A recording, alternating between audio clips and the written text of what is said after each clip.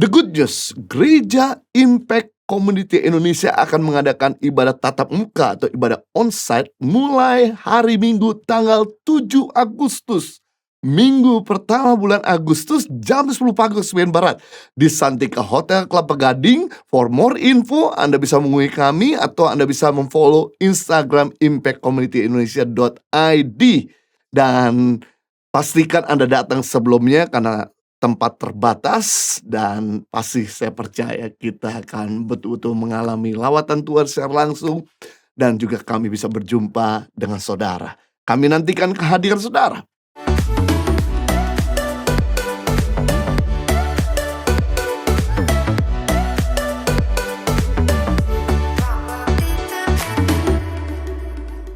Minggu ini, kalau Anda senang dengan sebuah judul khotbah, saya mau beri judul khotbah saya dengan tema rela berkorban. Pada dasarnya, kita semua tidak mau menderita. Bila ditanya ingin mengalami kebahagiaan tanpa penderitaan, atau penderitaan dulu baru mengalami kebahagiaan, pasti kita akan memberikan jawaban kalau bisa bahagia tanpa harus menderita.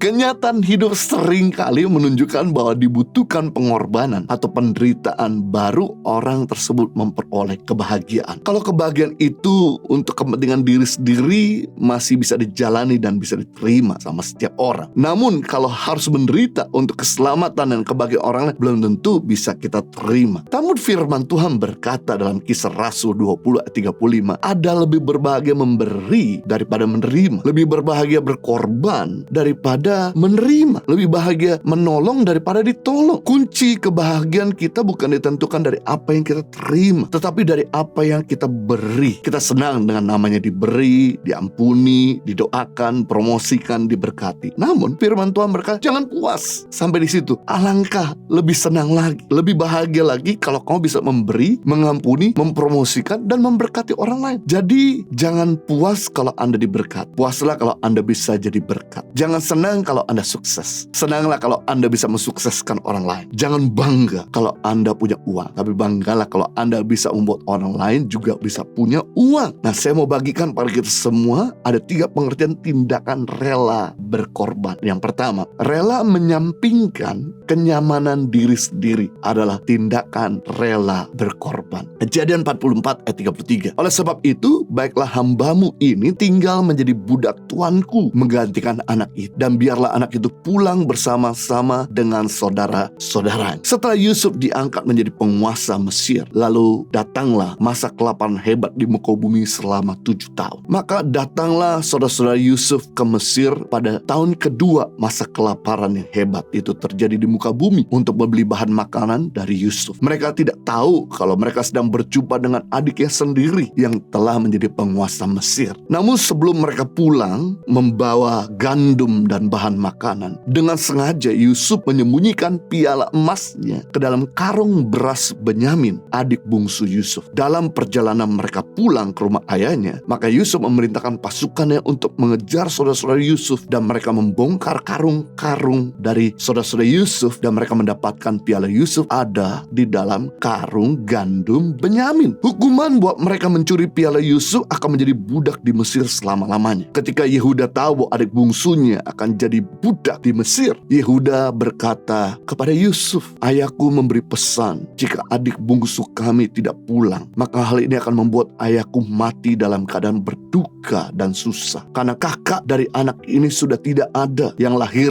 dari satu ibu. Kami ini satu ayah tapi berbeda ibu. Kata Yehuda, saya tidak bisa melihat ayah saya berduka lagi karena kehilangan anak satu-satunya yang kakaknya sudah tidak ada lagi. Karena saya ini satu ayah berbeda ibu dengan Benyamin si bungsu ini. Yehuda berkata dalam Kejadian pasal 44 ayat 33, oleh sebab itu baiklah hambamu ini tinggal menjadi budak tuanku menggantikan anak itu, dan biarlah anak itu pulang bersama dengan saudara-saudaranya. Wow, suatu sikap penuh pengorbanan pengorbanan yang Yehuda lakukan untuk menggantikan adiknya jadi budak. Pengorbanan adalah tindakan mengesampingkan kenyamanan diri sendiri demi melakukan sesuatu yang lebih baik bagi orang lain. Pengorbanan adalah mengesampingkan kepentingan pribadi demi kebutuhan orang lain tercapai. Sedangkan manipulasi mengorbankan orang lain demi kepentingannya tercapai, demi kebutuhan pribadinya terpenuhi. Yehuda tahu anak dan istrinya di rumah menantikan kedatangannya, namun dia memilih mengorbankan dirinya menggantikan posisi adiknya karena tahu bahwa Benyamin sangat berharga bagi ayahnya Yakub. Yehuda tahu Yakub bisa mati karena kesedihan kalau Benyamin tidak pulang dari tanah Mesir bersama saudara-saudaranya, sehingga ia mengorbankan perasaannya, tubuhnya untuk menjadi budak di Mesir agar adiknya jangan jadi budak.